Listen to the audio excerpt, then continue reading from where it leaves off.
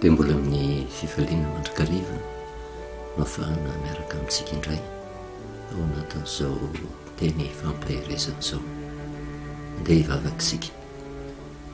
Jehovahandriamanitra ray ao, misaotra anao mandrakariva izahay noho ny fitiavanao sy ny famondram-ponao. No tombonandro mpahavelomana nomeno anay satria tsapanay tokoa fa ny zavatra nandalovana tamin'ity taonay ity dia mafy.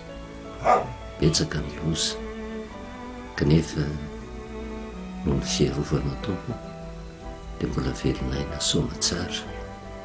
Nampianatra anay ianao tao anatin'ity taon'ity amin'ny fanajana ny fiapetra rehetra mba ahafahanay miaro tena ny amin'ny loza izay tsy maintsy hitranga ary tsy tianao mamovanim-potoana manokana fotsiny ihany no anatanterahana izany, fa tianao lasa fiainanay izany satria ny zavatra azo antoka na eo misehatra ranofo na misehatra ara-panahy tsy mety mitsahatra ny loza, fa miavaka kosa nefa ny olona izay nanaja ny fiapetra na ranofo na ara-panahy ianao miditra mitsehatra ka mitondra fiarovana tanteraka. Fa naino masina indray no enkinanay tompo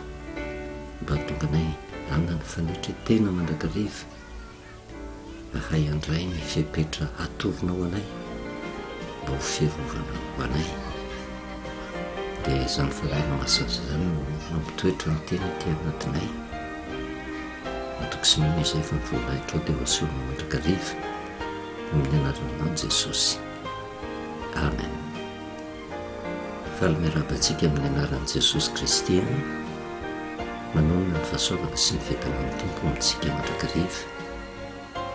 Fa somary lavalava ny tena fampahirezana nentsika teto izay tsy mitsahatra fa tahaka ny fiapetra omen'Andriamanitra mba ho tonga fiainantsika manoloana ny dia zavatra sarotra tsy maintsy andalovana. Resaka tetontsika hoe miaina ao anatin'ny volana disirian'Andriamanitra tsika mandra-piavan'i Kristy eny amin'ny rahony lanitra, izany hoe mipisovona be, mitaraina amin'ny feo tsy azo tonoana ao amin'ny hevitra masina indrindra, ary fampiompivavahana ozy tsika izay fanindran-dalana amin'izay vavaka taon'i Kristy izay dia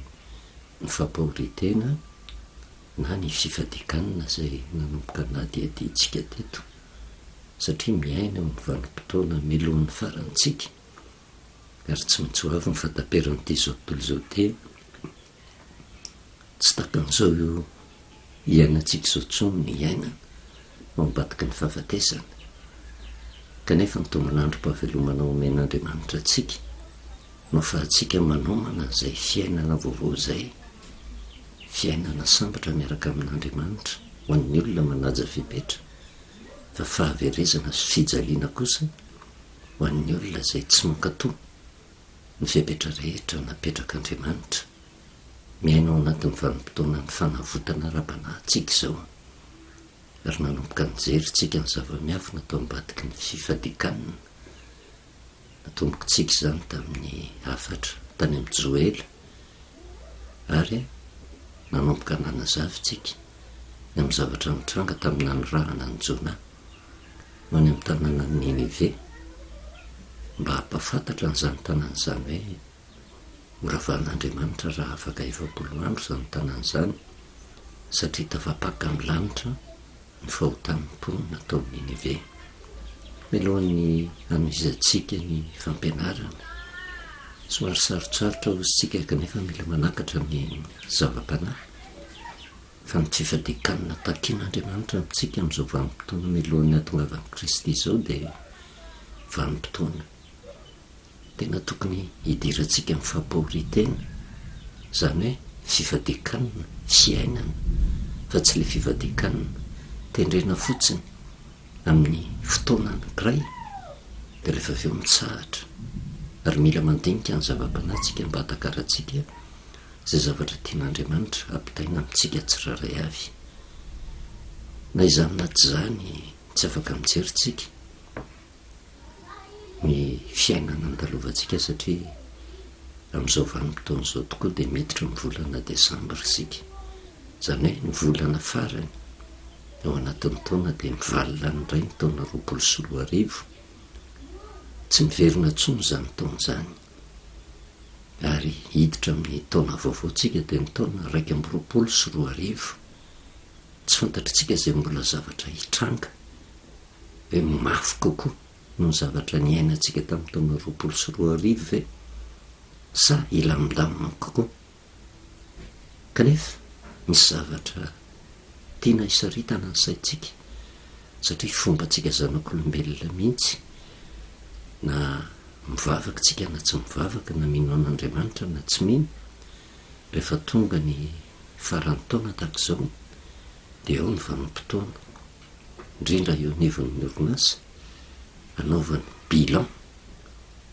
ny zavatra rehetra ny andritry ny taona, izany hoe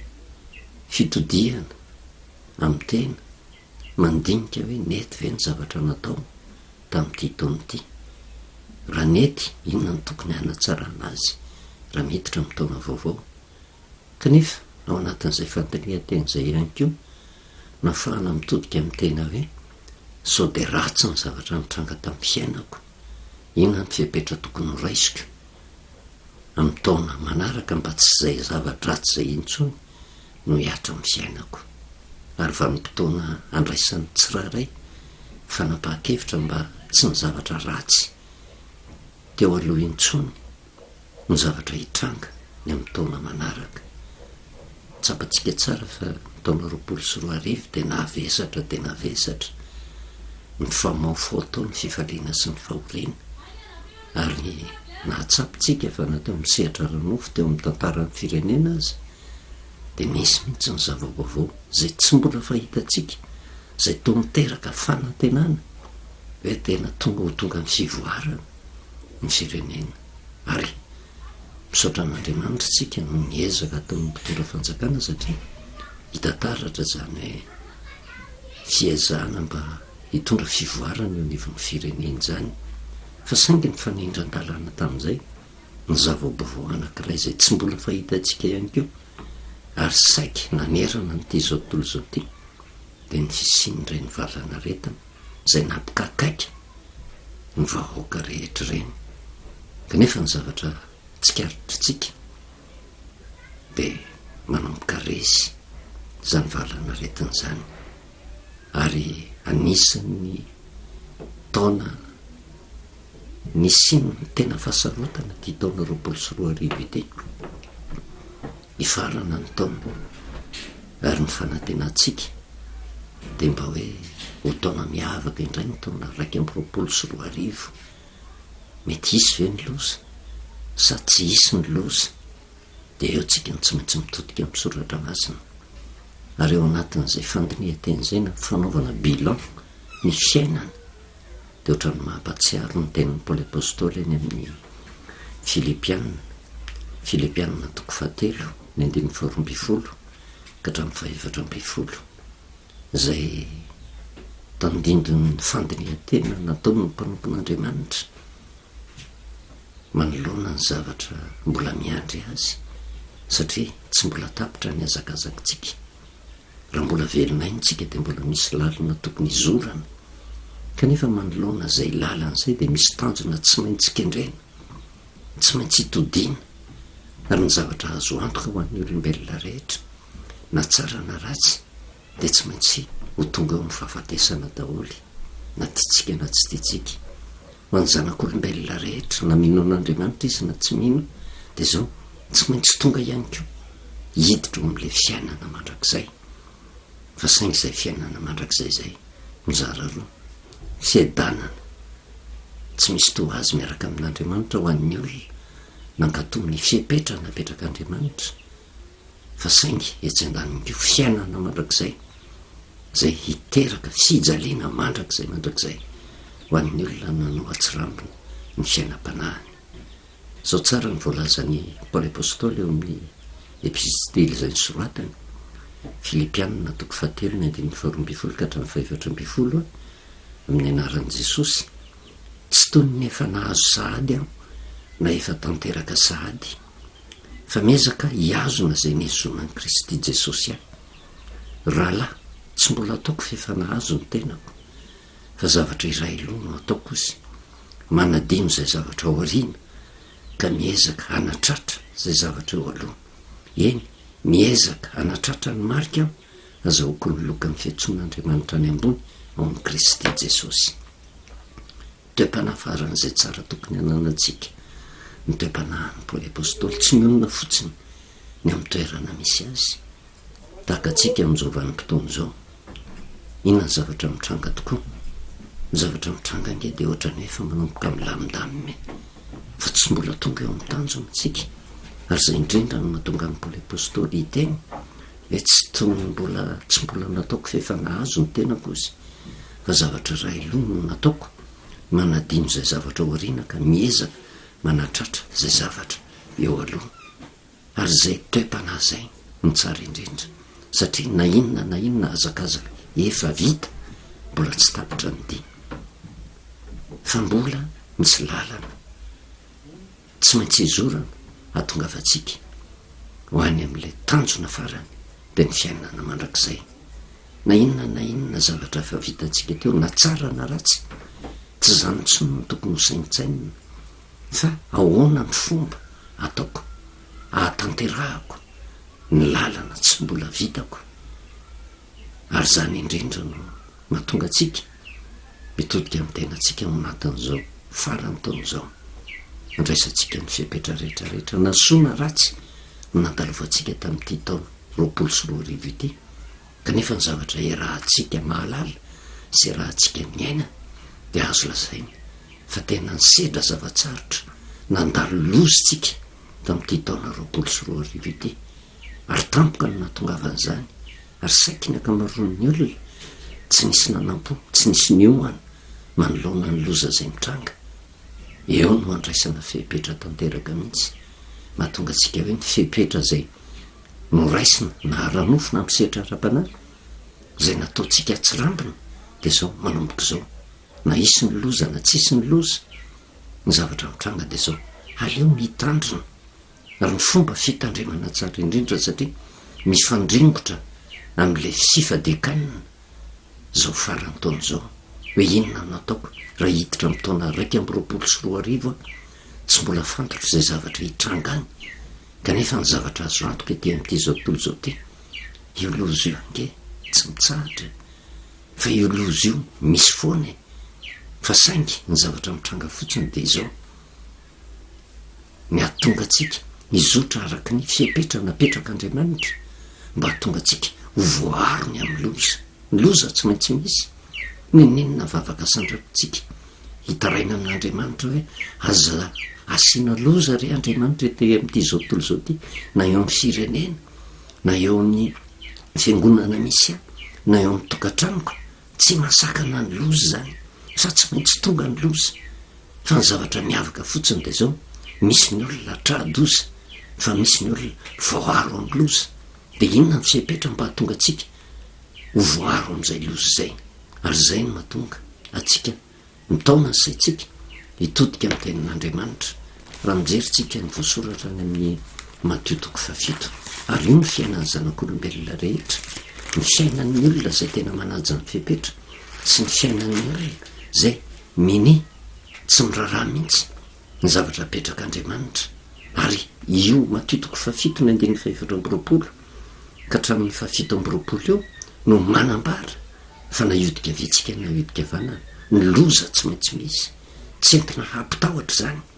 fa nambaran'Andriamanitra fa misy lalina soritan'Andriamanitra fa na eo ara ny loza dia misy ny olona ho tratran'izay loza zay, fa misy ny olona eniky ny fiarovan'Andriamanitra. Ary ny tanjona kendrentsika dia mba hisy ny fiarovan'Andriamanitra, tsy ho tahaka amin'ity taona 2024 ity, hiditra amin'ny taona 2024 isika dia ahititsika fa mbola be deabe ny zavatra manahirana tsy maintsy sedrana, mbola be deabe ny loza mety hitranga, fa ahoana ny fomba tokony atao mba tonga ny fiarovan'Andriamanitra ao amintsika ka tsy ho tratra an'izay loza zay. Mateo 7:4-20 ka hatramin'ny 7:20 dia zao voasoratra hoe: ko amin'izany ozy nazovy mandreza ny teniko izany ka mankatò azy, dia hoarina amin'ny lehilahy manan-tsaina izy zay nanorona ny tranony teo amboniny vatolampy ary latsaka ny ranonorana ka nisy rika be sady mifofofo ny rivotra ka namely izany trano zany nefa tsy ny anjery izy satria efa naorona teo amboniny vatolampy fa zay rehetra mandre zany teniko zany ozy nefa tsy mankato azy dia hoarina amin'ny lehilahy adala zay nanorona ny tranony teo amboniny fasika ary latsaka ny ranonorana ka nisy rika be sady mifofofo ny rivotra ka namely zany trano zany dia nenjery izy ka loza ny fianjerany raha mandinika nyo matitoko fafitony 420 ka hatrany 720 io isika dia ireo ny tandindon'ny zanak'olombelona na ny kristianina na ny mino an'Andriamanitra na ny tsy mino an'Andriamanitra misy mipetraka taka ny lehilahy manatsaina lehilahy endry ary misy mipetraka taka ny lehilahy adala le lehilahy manatsaina ozy dia hoarina taka ny olona zay nandre ny tenin'Andriamanitra ka nankato azy nanorona ny tranony tambony vatolampy zay le antokony olona anankiray manatsaina nandre ny teny nandatsaka izany ampo nankato izany teny zany zay ny atao hoe lehilahy manatsaina fa misy lehilahy adala zany hoe ny zavatra nitovizany izy reto atokony olona roa reto dia samy nandre ny teny izy samy nandre ny afatrafatra izy samy nandray ny fiepetra izy fa saingy le lehilahy manatsaina dia zao nankato ny teny zay reny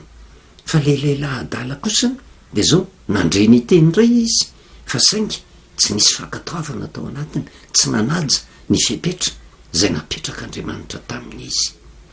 zay ny zavatra tena nitovizany na samy hafa azy ireo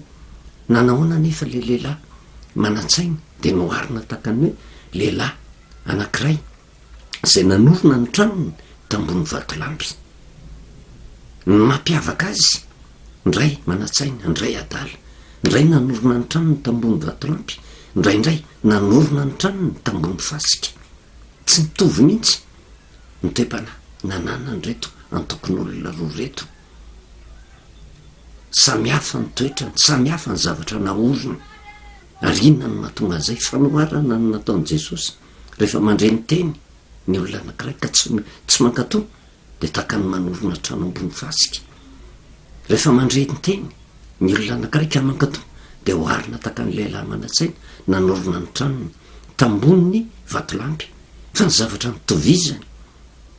nitovizany izy reto na nanorona n'le trano tambony vatolampy nandre ny teny ka nankato na nanorona ny trano tambony fasika nandre ny teny ka tsy nankato ny zavatra nitovizany tsy afabela tsy afaniala tamin'ny toe-javatra nisy izy dia latsaka ny ranonorana nisy rika be mifofofo ny rivotra namely zany trano zany na voaorina teo ambony vatolampy na naorina teo ambony fasika na nandre ny teny ka nankato na nandre ny teny ka tsy nankato mitovy ny loza ny atra tamin'reto trano zay naorony reto lehilahy antokony olona anankiroa reo ary zay no mahatonga atsika miresaka na inona na inona ataotsika ka nahita raina mafy tamin'Andriamanitra ary tsika hoe foan'ny loza tsy mahafoana ny loza zany fa na endry na adala na kristianina na tsy kristianina ninonenona toko-pivavahana tsy masakana ny loza izany fa sainginy nampiavaka kosa tao anatin'izany rehetrarehetra zany dia zao namela n'le trano naorina tambony vatolampy ny ranonorana ny rika be ny fofofo ny rivotra namely zany trano zany tsy nenjera n'le trano voaro tamin'le loza izy na dia mafy ara ny loza ny traiky fa le nanorona ny trano ny tambony fasika le nandre ny teny ka tsy nankato dia tonga ihany koa mitovy ny zavatra nanjohan'ireo namely ny rivotra mifofofo namely zany trano zany dia ozy ny lazainy ny 720 latsaka ny ranonorana ka nisy rika be sady mifofofo ny rivotra namely zany trano zany dia nenjera izy loza ny fianjerany ary zay ny mahatonga atsika hoe ao anatin'ny vanim-potoana ny fandinihan-tenitsika zao inona ny zavatra tsy niatra tamintsika ary io tsisy fanavahana na kristianina na tsy kristianina na mpivavaka na tsy mpivavaka ninonenona toe-panahan'le olona dia samy nandre ny fiepetra nanomeny ny firenena nanomen'Andriamanitra fa nisy nandre ka nankato misy nandre fa minitsy mankato de hita reo antokon'olona reo ary io no hitodiantsika amin'ny tenantsika hoe inona ary ny zavatra ho raisitsika ny fipetra tokony ho arahantsika satria hivalina ny taona 2024 lasa tsy miverina intsony hiditra ny taona vaovao 2024 ny faniriana de hoe mba tsy ho takan'izay zavatra nitranga tamin'ny taona 2024 izay ko ny fiainantsika fa samy teny ventsika fa tsisy loza hitranga fa raha ny soratra masina de zao ninenina ataotsika ny loza tsy maintsy misy fa ny zavatra miavaka fotsiny de zao misy voaro arovan'Andriamanitra ny amin'ny loza zay mitranga tsy menjera ny tranony fa misy kosa tonga ny loza fa tsy avabela fa traloza ny fianjeranozy ary teo mahatonga atsika miresaka hoe ao anatin'ny vanim-potoana ny fanavotantsika izao ao anatin'le fampahoritena ary ny fampahoritena na ny fifadikanina fiainan'ozysika io ny fomba anankiray isiny ny fiarovan'Andriamanitra atsika mba tsy ho tratry ny loza fa ny loza de miantona eo ambony lohantsika mandrakariva ary teo no natonga atsika nandinika ny bokin'ny Jona raha iverenantsika ny bokin'ny Jona mba tonga atsika hatanteraka ny tenin'ny Paoly apôstôly zay nivakitsika tany amin'ny Filipianina toko 2 hoe miezaka ozy zavatra iray loha no ataoko manadino zay zavatra ao aoriana ka miezaka natratra zay zavatra ao aloha tsy ny lalana vita akory no irerehavana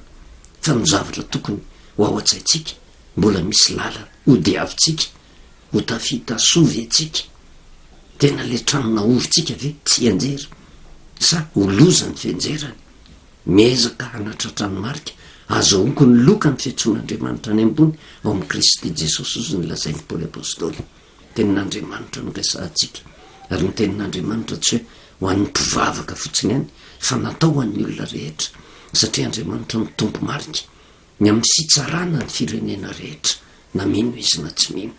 tahaka ny mponina taon'ny Ninive zay nanao an'Andriamanitra tsy misy kanefa de tsikaritr' ny toe-panahiny fa ratsy de ratsy tafapaka ny lanitra ny fahotany ary zay ny nanorahana ny Jona ho tonga tany ny rahana tamin'ny Ninive mba hampafantatra ny mponina taon'ny Ninive hoe raha afaka 7 andro tsy maintsy horavana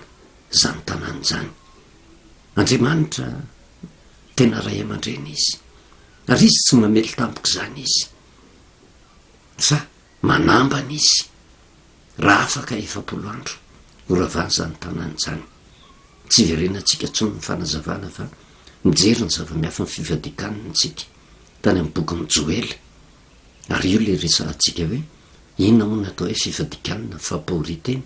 zany hoe fanompompivavahana tokony ho tanterahana mandra-patonga ny fitsanganana ny mpisorona be ao amin'ny efitra masina indrindra ary tokony hifototra amin'izay fanompompivavahana ny fanavotan'izay ny tena fanompompivavahana marina mandra-patonga ny Kristy eny amin'ny rahoan'ny lanitra de ny fampahoritena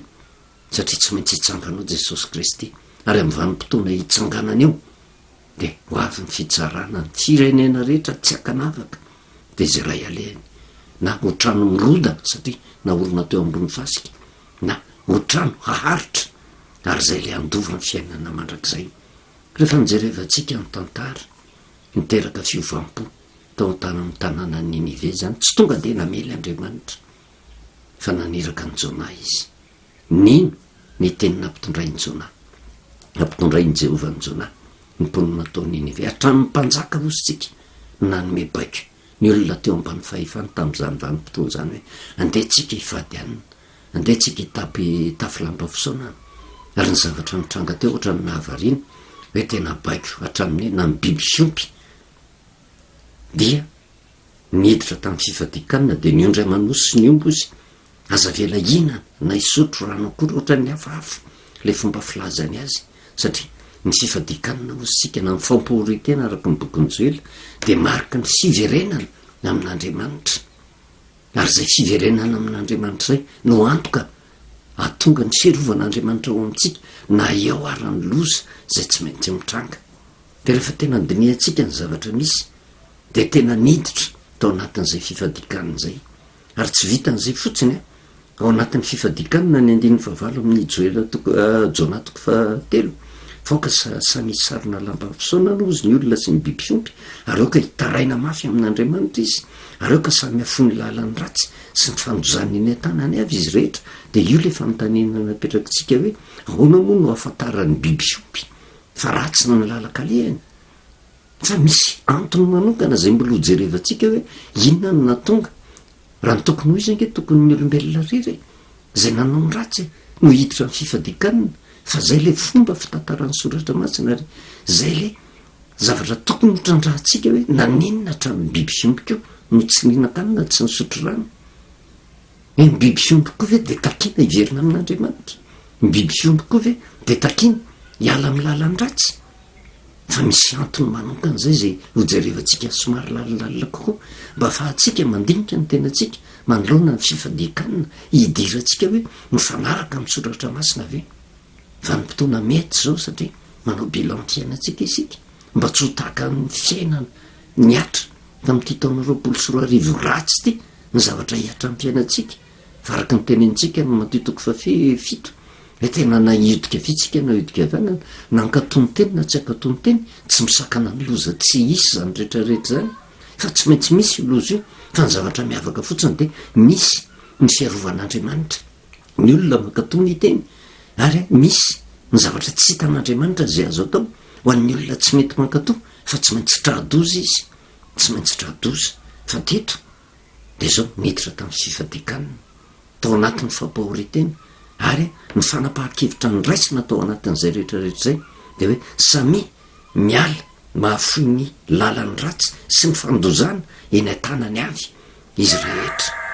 ny zavatra mitranga nefa tao anatin'izay fa niriny reto olona tao an'iny ivereo fa ngamba ho izy iverina ihany andriamanitra ka anenina ary hiala amin'ny fahatezera-mindrehatra mba tsy ho lany rehetra isika ary mahafinaritra be ny andininy vavolo fa ao anatin'io andininy vavolo io no mamaritra indray inona ny atao hoe fifadikanina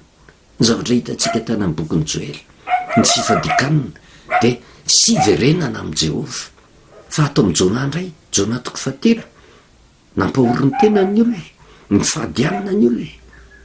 na fony lalany ratsy de voafitiny ny andiny vavolo zay ary rehefa hitan'andriamanitra no nataon'ireo izy tamin'ny elany tamin'ny lalany ratsiny de nanenina izy ny amin'ny loza zay nolazainy amelezany azy ka tsy nataony zany ary ao am'ty andiny vavolo ty ny zavatra sorata voasoratra ao tsy misy resaka eto ary rehefa hitan'andriamanitra fa ny fahadianiny reto olona reto amin'andriamanitra zany le fifadikanina tsy ino ny tena zava-dehibe fa le antony fifadikanina fa rehefa hitan'andriamanitra ozy a ny amin'ny alany tamin'ny lalany ratsiny de nanenina izy ny amin'ny loza zay nolazainy amelezana azy ka tsy nataony zany amin'izao vanim-potoana zao matetika le fampahoritena no mahamainy olona ny fahadianina izy fa inona ny antony ifadiany ianina tsy fantany akory ny zavatra manosika azy ho amin'ny fifadikanina fa raha dikatsika ny teny atao am-bokyny jona ny atao hoe fifadikanina de fielana amin'ny lalany ratsy joely manazava tsika tsy mitondra ny hevitry ny tenatsika aoka ianareo hiverina amin'andriamanitra ny fifadikanina sy ny fitomaniana zany hoe ny fifadikanina sy ny fitomaniana sy ny fitafiana lamba fisaonana de midika fiverenana amin'i Jehova atao amin'ny jona rehefa mijerevantsika le tantara ny atao hoe fifadikanina de fandraisana fanapaha-kevitra miala amin'ny lalany ratsy miala amin'ny fahotana zay azotsika fitinina hoe ny atao hoe fifadikanina de fiverenana amin'i Jehova zay mira fialana amin'ny lalana ratsy ary ny fifadikanina eto tsy ataotao foana ny fifadikanina fa misy antony manokana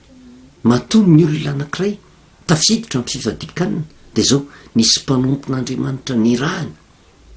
nanambara fa tsy mety ny zavatra ataony ary vokatry ny zavatra tsy mety ataony de misy loza mananotanina efa enjeraniny ka raha tsy miala amin'ny lalany ratsiny izy de hiatra aminy zany loza zany ary zay no manosika ny olona anankiray ho amin'ny fifadikanina vokatry ny fahatsapany fa misy loza efa enjeraniny de eo tsika mametraka fanontaniana amin'ny tenatsika hoe za zay tena tia mpifadianiny ao tena tsapanao ve fa nisy mpanompon'andriamanitra ny teny taminao fa vokatry ny ataonao de zao misy loza efa ho ataon'andriamanitra hiatra aminao ary ao anatin'izay loza efa hiatra zay ny zavatra andraisan'andriamanitra aminao de zao ny andraisanao fanapahan-kevitra hiditra amin'ny fifadikanina fampahoritena ary ny ao anatin'izay fifadikanina zay inona ny zavatra tokony atao mandray fanapahan-kevitra manenina ny amin'ny ratsy atao mandray fanapahan-kevitra miala amin'ny lalan-dratsy mizerina tanteraka amin'andriamanitra raha ny bokyny jona sy ny bokyny joely tsy misy hoe tena niditra tamin'ny fifadikanina treto hoe inona ny antony hidirina amin'ny fifadikanina mangata-javatra tsy zay ny zavatra hitantsika teto fa matoa miditra amin'ny fifadikanina de fatapa-kevitra hiverina amin'i Jehova matoa miditra amin'ny fifadikanina de no fahatsapako fa misy loza efa mananontanina efa hiatra amiko ka raha tsy mandray fanapa-kevitra hiala amin'ny lalana ratsy zay nahazatra de zao tsy maintsy ho tonga ny loza ao anatin'ny famaranana nyity taonty isika fanaovana bilan ny fiainatsika ary nizany izy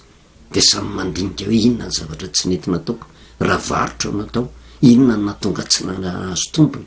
de mandray mandinika tsara hoe inona daholo ny zavatra nataoko natonga ho faty antoka mba tsy verenan'izay de raisiko ny fepetra rehetra mba azahoako tombony amin'ny manaraka fa raha eo misehitra ara-panahy de zao mandinikena inona daholo ny zavatra tsy mety nataoko nandritra nyity taona ity ary andray fanapahan-kevitra satria mbola lavitra ny di de zao andray fanapahan-kevitra hiala am'izay zavatra tsy mety ataoko zay am'izay vanim-potoana zay de hoentiky ny fahasoavana hoentiky ny fiarovan'andriamanitra roa tanteraka amitsika io teny amin'ny 5 io hoe rehefa hitan'andriamanitra osy nataondreo ny amin'ny alany tamin'ny lalan-dratsiny nanenina izy ny amin'ny loza zay nolazainy amelezana azy ka tsy nataony zany ny loza tsy maintsy misy na tiatsika na tsy tiatsika na hivavaka tsika na tsy hivavaka ary tsy afaka ilazitsika hoe andeha hitaraina amin'andriamanitra ka mitaona 2 de tsisy fahasairanana tsisy zavatra sarotra nytalofana tsisy loza hiatra tsy maintsy misy eo fa inona ny fomba tsara atao mba tsy ho tampokamoko takany tamin'ity taona 2 ity ny zavatra hiatra amiko am'izay vanim-potoana zay mba hatonga hoeniky ny fiarovan'andriamanitra ka efa zavatra lehibe no atsapahantsika an'izay hoe ny fifadikanina de fiverenana am' Jehova ny atao hoe fiverenana am' Jehova fialana amin'ny lalany ratsy ary matoa miditra amin'ny fifadikanina noho ny fahatsapana fa nanota ary misy loza mananontany ny ambony logo ary raha tsy mibebaka raha tsy miala amin'ny ratsy ataoko inona ny zavatra hitrano tsy maintsy miatramiko ny loza bokyny Jona zay mijerevatsika ary mijerevatsika koa ny bokyny Joely kanefa tsy maintsy jerevatsika ireo andinitsoratra masina manerina ny baiboly mba afahatsika mampita ny fifadikanina hidirantsika satria zay nge no mahatonga ny Jehova ny teny tamin'ny nanafatra Joela toko faharoa Joela toko faharoa de nandiny 2 asa raha tsapatsika ny famarinan'izay teny zay hoe ko na de ankehitriny aza ho Jehova miverena amiko amin'ny fonareo rehetra ary amin'ny fifadikanina sy ny fitomanina ary ny fitarainana ary ny fonareo ny tritriaro fa zany fitafianareo zany hoe tsy le fomba ivelany akory ny tena zava-dehibe amin'Andriamanitra tsy ianao tsy ninakanina akory ny zava-dehibe amin'Andriamanitra tsy ianao tsy nisotro rano akory ny zava-dehibe amin'Andriamanitra tsy ianao le mampahoro ny tenanao akory ny zava-dehibe eo anatrehan'Andriamanitra tsy ianao niosondavenina akory ny zava-dehibe eo anatrehan'Andriamanitra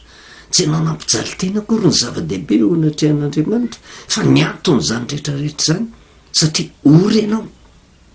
de tapa-kevitra hiala amin'ny faratsiana ary zay no natonga ny 10 amin'ny Joela toko 3 hoe ary rehefa hitan'Andriamanitra no nataondreo tamin'ny alany tamin'ny lalan-dratsiny de nanenina izy ny amin'ny loza zay nolazainy amelezana azy ka tsy nataony zany satria le anton'le fifadikanina natonga ny valim-bavaka ny raisina avy amin'Andriamanitra fa tsy de le fifadikanina loatra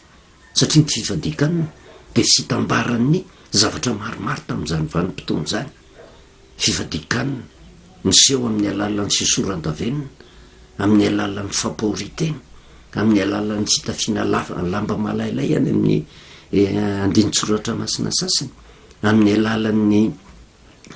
tsy fihinanakanina, tsy ny fisotroana rano, zany rehetrarehetra zany hodiny Jehova tsy hita zay.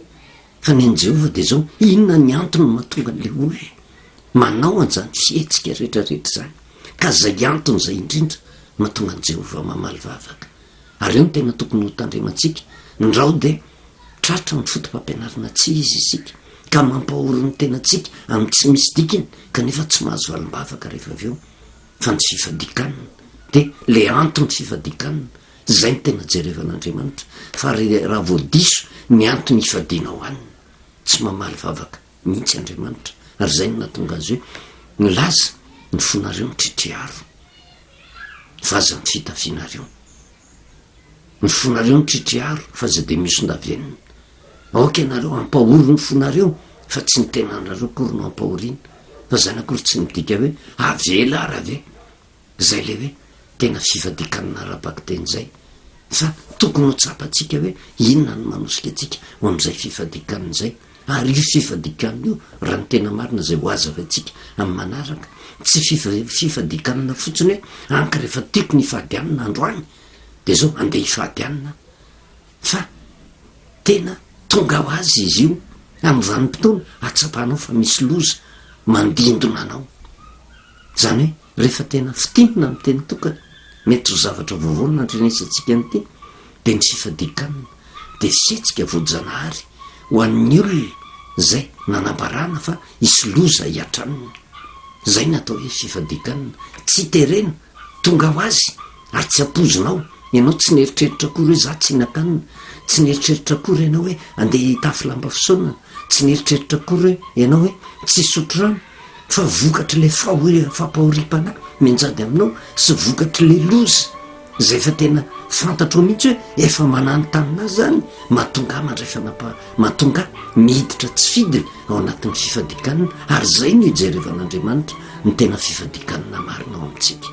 Ka matoky sy mena fa Andriamanitra ny fiadanana hiasa ao anatintsika tsiraray avy mba hahatonga atsika rehefa napahakevitra tanteraka andinika ny tenantsika amerina amin'ny laoniny ny fiainantsika, indrindra ny fampompovavahana zay tanterahantsika, mba tsy ho araka ny fisainantsika fotsiny ihany no hoentintsika manatanteraka n'izay fampahoritenzay, fa araka ny soratra masina ka ho tanteraka amintsika ihany koa ny zavatra nataon'Andriamanitra tamin'ny mponina tao Ninive hoe ary rehefa hita an'Andriamanitra